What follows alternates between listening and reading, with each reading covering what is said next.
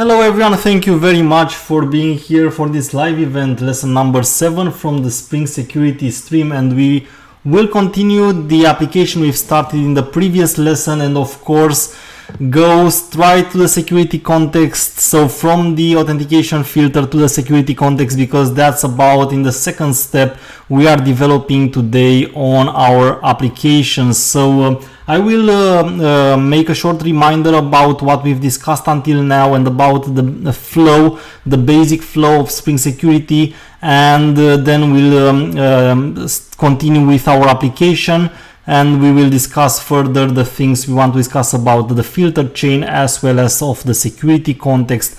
Don't forget, if you are watching the event live, that you have a live chat there, so you can write me questions directly in the live chat and I will answer them. Or if you are not watching the event live, maybe you see the video recorded afterwards on this channel, you can subscribe to the channel of course, and you can ask questions in the comment section below the video, or you can find me on LinkedIn or Twitter and you can discuss with me directly there, and I will answer your questions either in a separate video or in one of the next lessons, depending on your question of course.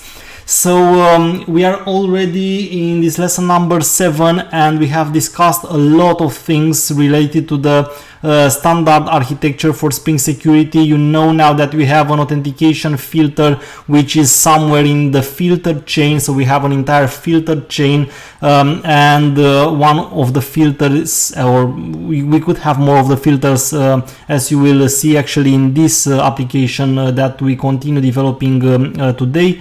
At least one of them is the authentication filter, and the authentication filter intercepts the request, delegates the authentication responsibility to the authentication manager, which has the role of finding a fitting authentication provider depending on the authentication type that is delivered from the layer of the filter, and then depending on the kind of authentication, if we have users and passwords, then the authentication provider uses user detail service to find the user, a password encoder to match the passwords. These two components might not exist or might not be part of the chain in case the authentication doesn't need a user or a password. Maybe you have an authentication which is done based on a token, then the authentication provider will not have to delegate to a user detail service. And then of course at the end, assuming that the authentication ended correctly, so we have an authenticated user, then the authentication is stored in the security context. So the security context is the end of the chain for authentication, and is the place from where the authentication is taken from when you do the authorization. Sorry, so I've seen now a question in the chat, please make a tutorial on microservices. That's a really good idea, a great idea actually. I will create a video on microservices as well. Well, I basically have to create more than one videos, because microservices is not something that you can explain in 1 hour. So whoever says that they can explain microservices in an hour, they don't know what microservices are. So yes, on architecture I have already planned a stream, but I can't do them all in parallel because I'm only one. So somewhere in the future I promise to have actually a stream not only on microservices but a stream on architecture and architectural approaches in general, and there's where we'll discuss as well microservices, which again includes a lot of other details like load balancing, gateways, service meshes, and so on. Thank you very much for the suggestion anyway, and as promised I will also create such a stream and such a set of videos, a series of videos which will include microservices. So I hope it's now clear how the flow goes from the filter to the security context. And again, this is something that we discussed starting with the first lesson of this stream actually. But I wanted to remind you, so I make sure that you have the overall picture before going further with our application. Now I would like to remind you what our application was all about, because what I've done here, I have already opened the project and I have named it Spring Security Core 7. But you see here what I've done actually, because you can still see in the name of the main class as well as of my running configuration here. What I've done actually, I have copy pasted the project from Core 6. So at the moment, what you see here, just at the end of at the beginning of this lesson, what we have here is basically exactly what we have left over in lesson number 6. So I of course can't retake that again. I can't retake that and explain it again, but if you need, you can anytime see the recorded video of lesson number 6, and we will now basically start from what we have left over in lesson number 6 and continue it in lesson number 7, which is again related to the security context, of course, which is the subject of the today's lesson.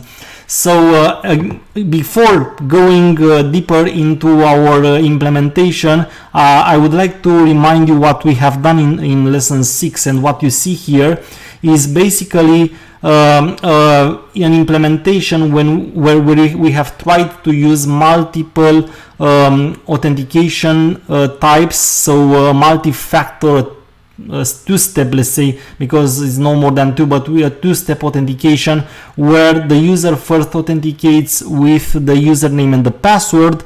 The username and the password are stored here somewhere in the database, in the users table basically. So you have a username and the password for each user. For simplicity, we stored them in clear, the passwords, but you already know that in a real world scenario this should be hashed, and we have discussed about bcrypt and the password encoder back in one of the previous lessons. So again, for simplicity, I use it, I did not hash it, but you know that in a real world scenario you would do that. And then we generate an OTP, which is a one-time password, which is normally just a random code. You would basically put them into an SMS message or an email, because somebody asked me the previous week. I didn't explain indeed, and I agree, I was really poor with the explanation of what we should do. That's why I want now to start with describing precisely what I want to do and what I have done. I didn't explain perfectly how this authentication, two-step authentication works, because I didn't send the OTP here. And in my previous lesson, if you will review it, you will see that I take it directly from the database. I go to the database here, I see the OTP that was added, and I take it from here directly and use it in my authentication. And somebody asked me, shouldn't we put this in the response header as well? Well, basically no, not in the response header. Generally you would probably use a separate channel to send it, like an SMS message or an email. But yes, you are totally right, somehow this OTP will be received by the user. So the whole idea is, imagine you have a website and you have you want to log in with your username and your password. So the first authentication step, when your interface, let's say, is designed with an Angular or React or Vue, somehow you have this nice front-end application, and you write your credentials. The first time you send them, they are received by the server, and the server will generate a one-time password for you, and then stores the one-time password into the database here, and at the same time delivers you the one-time password via an SMS message or an email or whatever, maybe a push notification. You can use an application like the Google Authenticator. There are several ways to send this code. You send the code to the user, and then the user has to insert it in a separate box in the front-end application. it sends the correct code, and only after sending the correct code you authenticate the user. So you have these two steps where somehow the user has to prove a second time, not only by its credentials, but a second time as well by the fact that they have a specific mobile device, like a specific mobile phone, or they have a specific access to a specific email. They have to authenticate a second time with a one-time password. They use that password only one time, that's why it's called a one-time password, and when they use the correct one-time password, finally they get into your application. So that's why it's a multi-factor authentication, a two-step in our case authentication. It generally is called a multi-factor because you can have more than two, but in most of the cases you will probably find it with a two-step authentication. So this is what we basically have created here. So this is why our application works the way it works. Well, now don't forget that now we focus only on the Spring Security parts. A lot of things that we implement here are just done fast, like in a POC, and that's why basically I use the auto wiring through the field instead of doing them through the constructor, how should have been correctly done. You know that, and I have discussed this in our Spring stream, that auto wiring, even though you can do it at the field level and at the setter level and at the constructor level as well, you should do it at the constructor level for several reasons in a real world scenario. And you see me doing things here that this is not a code that you should copy paste it into your production application, okay? It's just a code to allow you understand how features from Spring Security work. So don't blame me for that. Okay, now, so I will try to tell you all the time what are things that I would do different in production, but we will always focus on the Spring Security parts, on the subject of our lesson.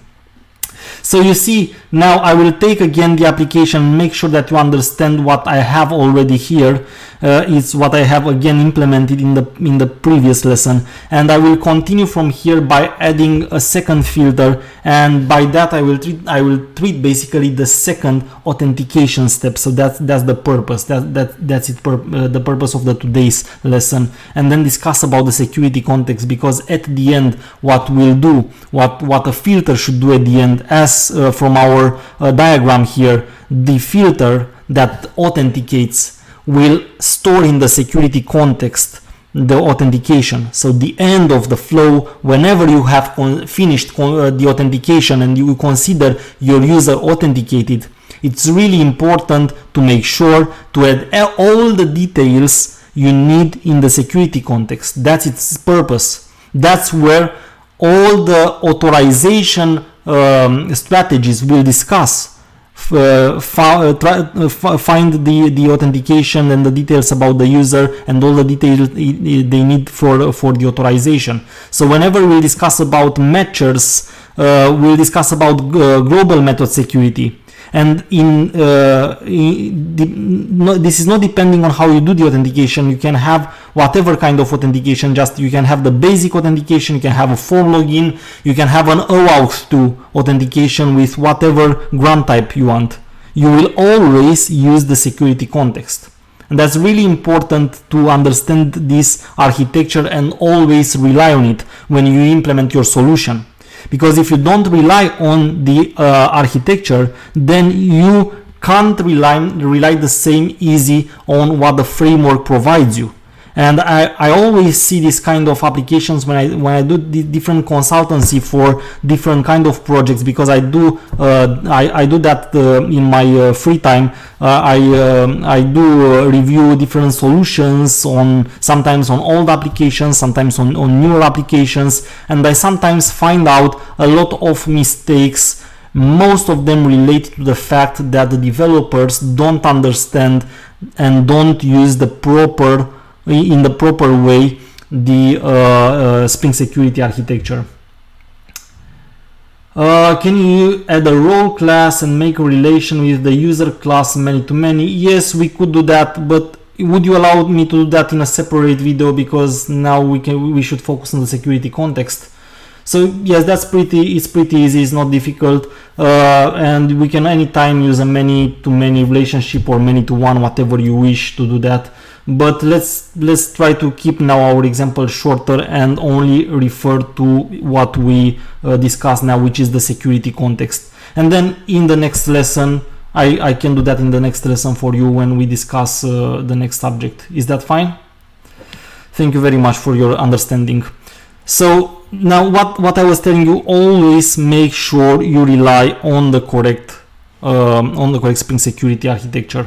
So that being said, let's see what we have here. We have only an user. Yes, I promise I will do a video in which maybe I will do a separate video outside of the stream, so that you will have it even earlier, where you will have user and roles and the many-to-many relationship between it. Okay, but now we only have a user and we have no roles, no authorizations. Okay, by the way, we have already discussed about roles and authorizations. Honestly, I don't remember if I have a many-to-many relationship, but we already did discuss about how roles and authorizations work in Spring Security in one of the previous lessons, but I will create a separate video to make an example to fit perfectly to your question after the lesson itself. So now we only have this user, which is simply a username and a password. And remember, my password is stored in plain text for simplicity purposes. And then we have this OTP, where we store the OTP, which is a code we generally send by SMS, and we refer it to a specific user we have generated it for. And then we have here the hello controller, which basically we didn't touch it in the previous lesson, because this hello controller is the endpoint we'll use to test our authentication. But if you remember, in our previous lesson we didn't get into finishing our authentications. That's what we are doing today. But to have the two steps we have created, we had to actually create a separate custom filter for authentication.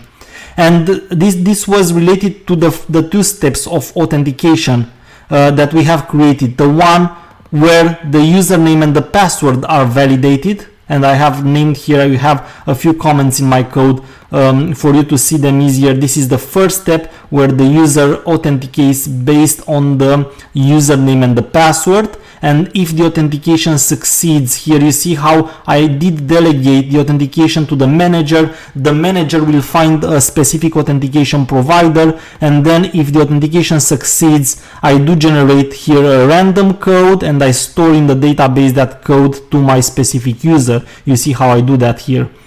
And for the OTP, in general, so the question is there an expiration time for the OTP? In general, it should be yes. In general, you should have an expiration date for the OTP. I would do that, and I wouldn't leave it, I don't know, longer than a few minutes. Maybe 10 minutes is enough to have an OTP. For my case here, I didn't do that because yeah, we will focus on the Spring Security part. Now, if you do an expiration for your OTP, you can do that in several ways. One of the cases would be where you basically add also a second column here, another column where you store also the expiration date. There is also a solution where you probably can have a scheduled process that cleans up the OTPs from this table at a specific time. You have different solutions to do that, and yes, I would do that in a real case scenario. So in our case here, you will keep it simple and focus on the Spring Security part, but from this point of view, I would add an expiration time for my OTP in our application. And we store the OTP, of course, and then the user in the second step will add this OTP to the header. We get this OTP, and what happens in this case, we enter the second step and we again re-enter the authentication. You see the difference between the first step and the second step is the kind of authentication, because that's the way in Spring Security the flow works. So from the authentication filter delivers a kind of authentication to the manager. And based on the kind of authentication, then the manager finds the proper authentication provider that supports that authentication. Remember, we discussed this in one of the previous lessons where we discussed the authentication provider, and I have done a very small and simple example where I have implemented an authentication provider with its two important methods from the contract, the supports and the authenticate. So if these are still unclear for you, review that lesson again. If things are still unclear, please ask me a question, tell me where things are unclear, and I will try to make them clear in a separate video.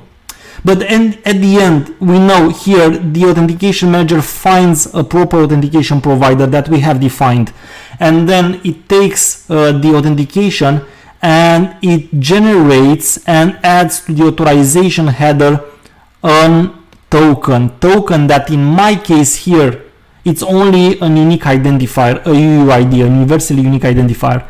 In general, we will probably use a JWT, which is a JSON Web Token. So I will get to JSON Web Tokens, and we'll discuss a lot of things about JSON Web Tokens in detail when we will discuss the OAuth to flow, which is a really important authentication framework that we will take in detail in the lessons of this stream. But for the moment, we only have an UUID. And what I've done here, and it's not really final, is that I only put the value on the header back on the response. But the problem is that I don't store it anywhere. So for the moment, when my user will come back with this authorization to access the endpoint, I can't compare it. So to compare it, I will have first to store it somewhere. It can be in the local memory, it can be in a table in the database, depending on, here we go to the architecture a little bit more, depending on how long would you like it to be stored. So for example, does it affect you if you restart the application and you lose the tokens and the users won't be able to use it anymore and they will have to use another token? If the answer is yes, then in this case you will have to store it in a database to make sure that if your application restarts, then the users will still be able to use their tokens. If the answer is no, which generally happens with JWT tokens, we'll discuss about that because we use JWT with keys and with cryptography to test the validity of the token, and in that case we don't need any more database because we already prove the token by its signature. But in our case it's only an UUID, which is pretty sad because we can't do a lot of things with an UUID and we don't have any kind of a signature upon it. So this example is very simple, just for us to discuss the security context, but we will have to find a better implementation for our tokens in the future.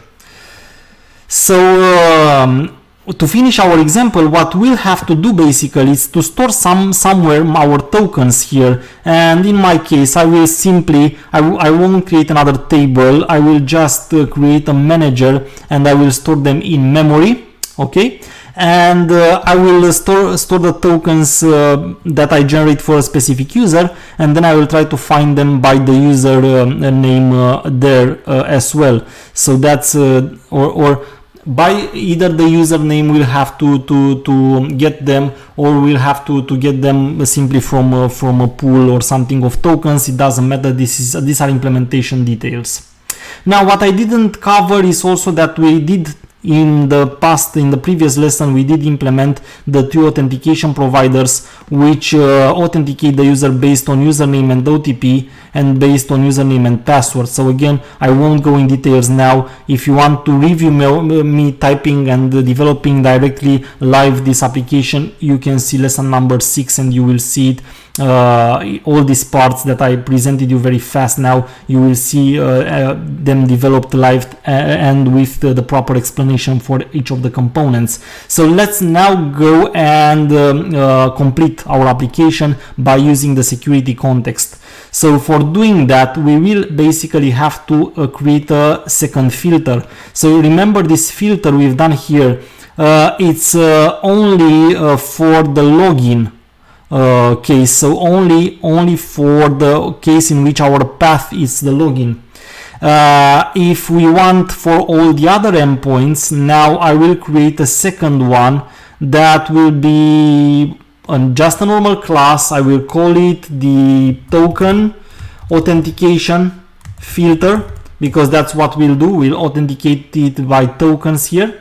And then of course, very similar, we will have to make this class a filter, and to be able to simply decide when at the execution when the filter is not does not apply, instead of directly implementing the filter interface, which would make the life more difficult for me because I would have to implement myself this logic. I will instead, like in the case of the other filter, I will use the once per request filter class, which is an abstract class. It already implements the filter interface, and it also implements some logic, out of which also the logic in which I can decide when the filter does not apply at runtime. So the only abstract method that I really need to override here is do filter internal, which is basically called from the do filter of the filter itself. But besides this one, I will also have to override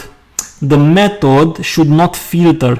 And then if my previous one, if this filter wasn't filtering for all those endpoints that are not the login, basically the token auth filter will work for all the others. So I will take out this not from the condition itself. So now these two filters are complementary, because one of them acts only for the login, while the other one acts for all the other endpoints. So all the others, that includes in my case my test endpoint, which is the /hello endpoint, I will use here at the end to see that this works as I expect.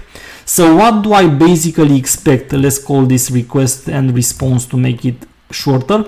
I do expect that I get the token from the request from the authorization header, and I expect to find it somewhere, and this somewhere is a class. In my case, a class, it could be again the table from a database, but in my case just a manager class I will create here. Where would it be? Where would it fit better? I don't know exactly. Let's create a package managers here, and I will create a token manager class. And this token manager class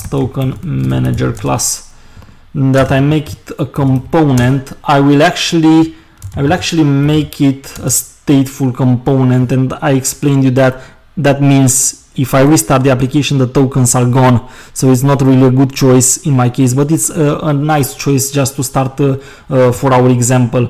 So I can simply use a map, and I can consider that I stored them by the username and the token itself. And then I have to ask myself, would I have the username here? And the answer is basically no, because I don't have a JWT. And then to make it simpler for my life, I will actually rely on a set, not on a map in this case. Otherwise I then have to find also a solution, or to send the user, and I don't want that. I only want to have the token in the request. So I will consider that in this set I basically store all the tokens that were provided. So what I do here, these are my tokens, and I just use a normal hash set implementation. I think it's just enough for me. And then I need here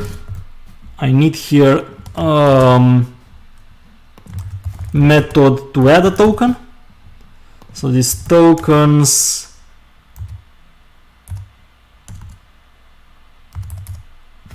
it's not a tokens, add a token, which you might see here. Yes, Laurenzo, this is not synchronized, which is not really good. It's just again an implementation, simple implementation for our example to store the tokens. In a real world scenario, please do use something better than this, at least synchronized, because I don't synchronize this. This would be a really bad option, because hash set is anyway a collection that is not concurrent, and I know that. So it's just again for our very simple proof of concept here to focus on what's important. So I do have a contains here, and that's why, because what I'm interested in is basically to make sure that if the set here, token set, contains my token, then it means I have issued the token. So my logic is very simple, dumb but simple. Yes, I know you add a token here in this set, and then if the token is contained, then we can consider that it was issued by this server. Not the best approach, not a real world approach, because in this case you can imagine what would happen if I try to change this set when I have multiple threads, because all the requests will basically have their own thread. Because I didn't synchronize it, it's something that for sure is not the best approach, but it's all very good for what we want to prove here. So I can now just inject my token manager in the filter itself, which by the way has to be as well a component. So do it private and token manager and auto wired here, and that's basically where I should say something like token manager contains the token. Another thing, now my logic is very simple here, and because of that I can assume I will leave it here at the filter level. But remember that in general, in a real world scenario, your authentication logic is not as simple as it contains. So that means that you have to decouple it. Do not put it at the filter level. Do decouple it in the same way you have done with all the others. So you go through the filter to the manager to the provider. So what should I have done here to be a real world, to be as in a real world application? I should have again created an authentication provider. Of course, in my case, I would have created one and only have a line of code. So I can, in my example, to spare time, just use this one line of code here. But otherwise, in a real world example where you would probably have more than one line to do the authentication, you will have to do exactly what we have done into this previous filter here, where we do call the manager to do the authentication, and the manager needs to find a proper authentication provider for that. So always respect the correct architecture for Spring Security. Do decouple the components, and by that make your application easier to manage, more maintainable. In my case, I will assume now that if the token exists, then it means that I will authenticate the user. So I will simply use my filter chain, do filter here, and send further to the dispatcher servlet, actually sending further in the filter chain and then up to the dispatcher servlet the request, and again get back the response. Otherwise you throw an authentication exception. I don't know, you can use bad credentials exception, for example. And you know what I always tell you, do use proper messages for the exceptions. So yes, in my case I won't do that, but you shouldn't do as in my examples. Add always a proper message to your exception when you throw an exception. But that is basically it. So now from this point of view, we did the authentication. We just have to make sure that the token is added in this authentication step. So instead of only putting it in the authorization header, then you actually have to generate the token. You still have to add it to the response, but you also have to add it to your token manager here. So in our case, inject the token manager. So it's like a private token manager, auto wired here, and then I use the add method to make sure I add the token here. Now anyway, you can imagine you can replace this very easily with a repository to your database. So this really fits to a normal scenario. Just the implementation is just a fast implementation, which you won't do now, but it's the same as you would do from the architecture, from the class design point of view. Is the same flow that you will follow. So that being said, I think that we have done almost everything. There is only one thing that we are missing, which is we don't only have to filter, but and now we are going to the subject of today's lesson. We have to put this into the security context. So the security context is the place where you set the authentication after doing the authentication yourself. You see what happens here?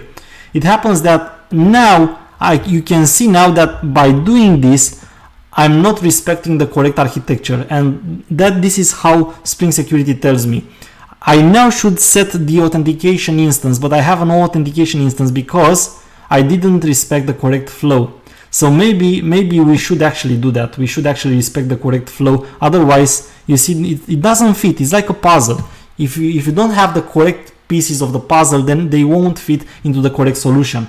So the idea is that we really have to do that. We really have to use the correct flow all the time. So in my case, I should auto-wire here the authentication manager, and then I should actually call it, instead of this line of code here, which is my authentication, the authentication always should rely to an authentication provider. So that's why it's not working in my case. So basically what should happen is that I get the authentication here, and then I store it in the security context, because that's how things work. So let's do it properly, because that's why we discuss the security context now. The security context at the end stores the authenticated authentication. Like in the case of my other two authentications, I will create another class. I will call it, let's say, token authentication. And to make it shorter, I will choose the same approach I have done with these ones, where I use the username and password authentication token. In general, I would basically create my own implementation, because this one doesn't fit all the time, and in our case here it really doesn't, because we don't have a username and the password anymore. We only have a token. So I will forcefully use it to spare some time from my current example, but in a real world scenario, never spare time, always do the right implementation. So always do that. Promise me you do that, otherwise you will have other problems. So what I do now is what I basically do now is I will create my authentication, my token authentication here, implementation, and to create the instance I will just consider that I put the token as one of the parameters and I use the null for the other. And because this authentication should actually be authenticated, in my case should be always authenticated, then I should actually use the constructor in which I set the authentication as true. What I will do here, I will basically make it like this, or at least to have not a null, I can use an empty list here. And by calling this constructor with 3 parameters of this class, if you remember from my previous lessons, this one is also setting the authentication as authenticated. So that's why I've done that, to set the authentication as authenticated. Again, it's not correct what I'm doing here. I shouldn't use this class. I should implement my own authentication by implementing the authentication contract. But then I would have here to override all these methods and the methods from the principal interface as well. So to spare some time now, I did use the class. In your real world example, do create your proper authentication implementation. So never just rely on and adapt a specific class. But I hope you have already understood the way this contract works. So what's wrong here? Well, it's wrong because it expects here to have the authentication type. So that's why I will do exactly this. I will use the authentication type instead. And now it tells me that A might not have been initialized. In this case, which is kind of strange a little bit. Let's call it authentication here. Yeah, okay, now it's fine. So I did try to just put on into the same variable, and that's why it thought it might not be initialized. But now I have the authentication I provide, and then I get A, which is the authenticated. Remember that the authentication provider will throw an exception, an authentication exception if the authentication fails. And this line of code here, I will move it from the authentication back, and then I don't need I don't need at all the if else, because the exception will be thrown from the provider. Because remember, the provider by its contract should throw an exception, an authentication exception, if the authentication fails. So that's why now I have only two options, assuming that the code was implemented correctly. Either this line of code will return a valid authentication that is authenticated, so it has the set authentication to true, or it will throw an exception. And if it throws an exception, then it doesn't get to these lines anymore, and it will automatically deliver a 403. The Spring Boot basically will automatically deliver a 403 status on the response to the client. So now the last thing I have to do is to create my other provider, which is the token auth provider, that of course has to implement authentication provider and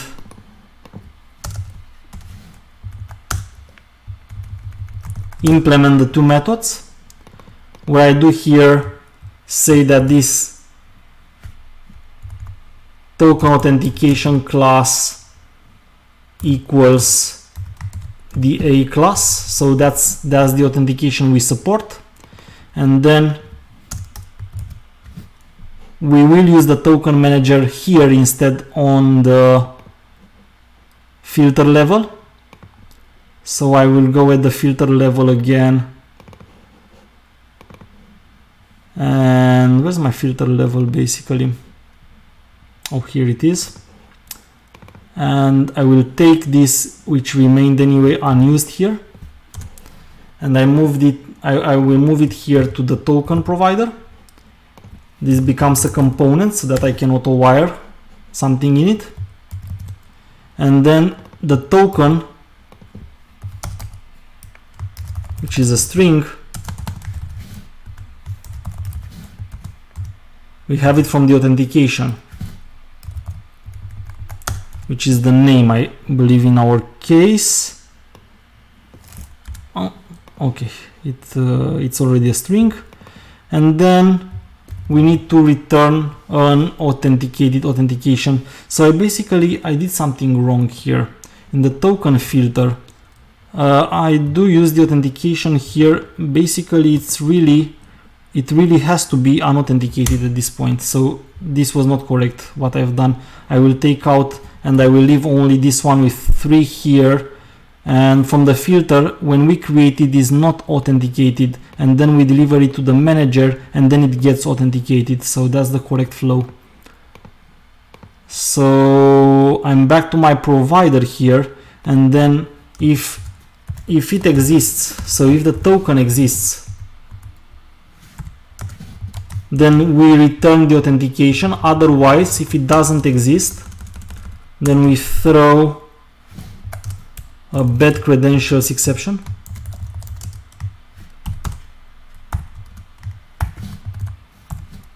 And here is where we return a new token authentication, and then we can have the token here in it, and I don't care about the others. Basically, you would need to have authorities as well in a normal situation.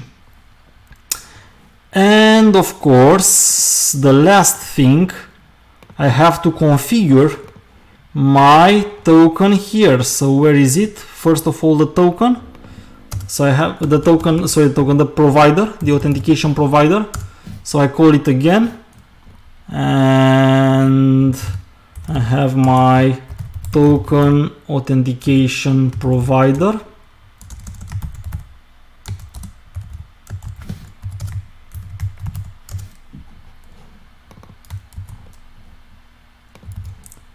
And the filter, the second filter, which will be an add filter after, so I will, it doesn't, I think, really matter, it can be even at, so because they are complementary, it can be anyway where we would like them to be. But what I will do here, I will basically add them one after the other. Like the first will be, instead of the basic, at the place of the basic authentication filter, we will have the one that deals with the 2 steps, and then the other filter will be immediately after it in the chain. So that's the token authentication filter I've done. Token filter, I auto wire it, and provider can stay with the providers here, and the token filter I will edit it immediately after the basic authentication filter place. And this is it. So let's see if we have missed anything. Again, what happens here, and I didn't discuss a lot about the security context, but I hope I will have some time now at the end to discuss also, besides the fact that you should know the security context again is the endpoint. And remember, the whole point here is that in our token authentication filter that's here, which represents the end of our authentication, when we decided that the authentication was authenticated, so that the token is valid for any other, this applies for any other endpoint. So this is the last step in authentication. When we deliver the token from the front end to the back end, then we have to put the authentication with the needed details for authorization. We don't have a lot of details in our case, in our example, but in a real world application we would have roles, we would have authorization, we'll have authorizations, we would have scopes, we would have different ways to do authorization based on this. So the authentication basically object should contain all the information needed at the end for authorization, and this is how it's used, and this is the entire flow. So at the security context, it's the last point where we get with the authentication, and from there it starts the authorization. Authentication again is that process where we find out who the caller is, so we find out the identity of the requester. The authorization is when we decide what the requester can do. So we always have the authentication before authorization. So the border between authentication and authorization in Spring Security is the security context. So that's why now basically if we start it, and assuming I didn't do anything wrong, which is possible, we will be able to do the entire flow for our authentication, and actually in the end we should see that we have the details in the security context. So something of course went wrong, because we always should encounter some problems, but hopefully we can deal with them fast. Oh, what a long exception is here.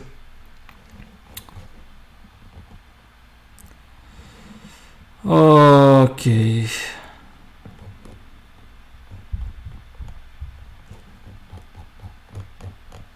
Well, I don't know exactly what this is, but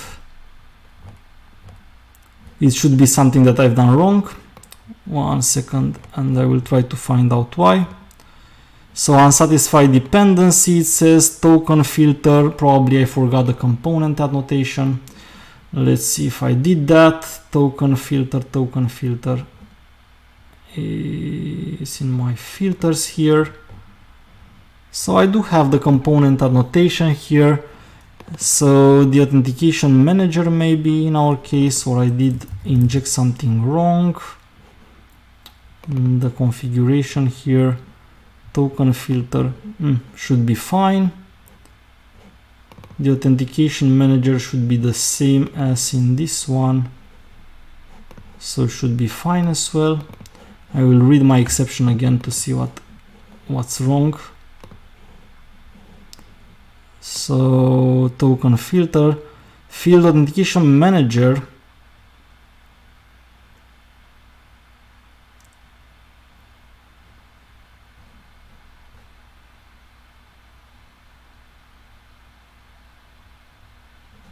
Oh, we have a circular dependency somewhere. Wow, that's something new. So what did I do wrong? I have no idea what did I do wrong, but something wrong that I've done basically. So I create a bin and then I inject the filter, but it complains that it's not created yet at this point. Let's see if it's from my filter here first of all.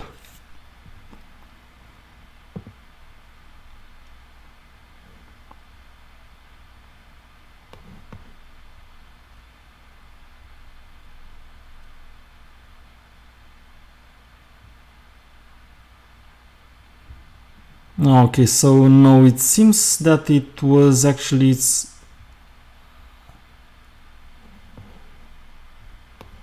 that's actually not from my filter. I really did something wrong here, but I have no idea what I've done wrong.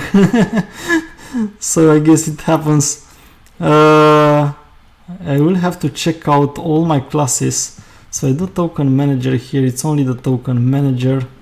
And where did I actually do something wrong here?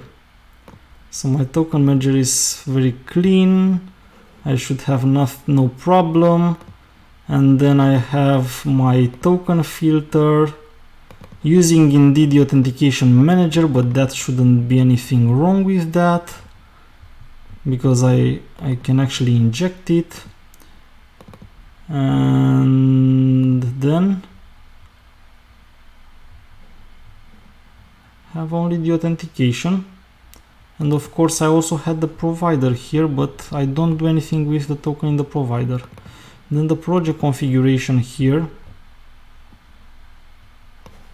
I'll basically try to see if this is related to everything that's my token filter here.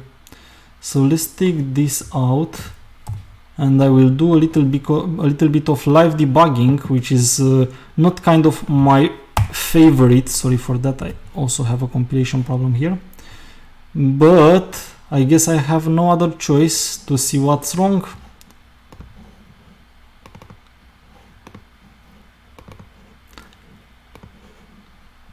So if you guys see what's wrong, then you can allow me solve the problem faster, but at the moment I'm not currently sure which of my bins is causing the circular dependency here, so I will try to find it step by step. And I still have a few minutes, so I am confident that I will be able to find it. But unfortunately I won't have enough time for my other lessons. So I see here the bin.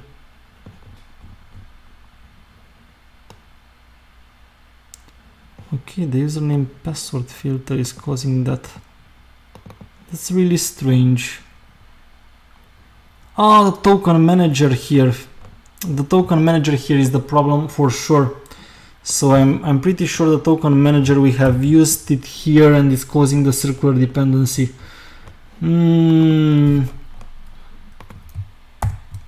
Let's see. Is the token manager really causing the circular dependency?